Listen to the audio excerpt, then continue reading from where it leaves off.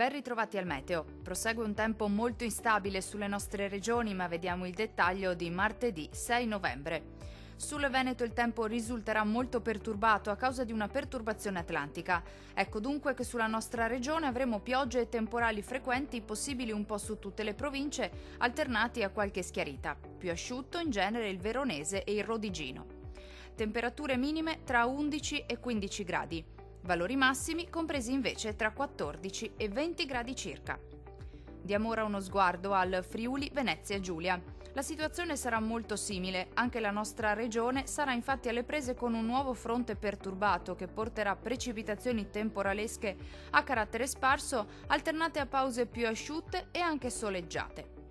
Le temperature minime saranno comprese tra 12 e 15 gradi.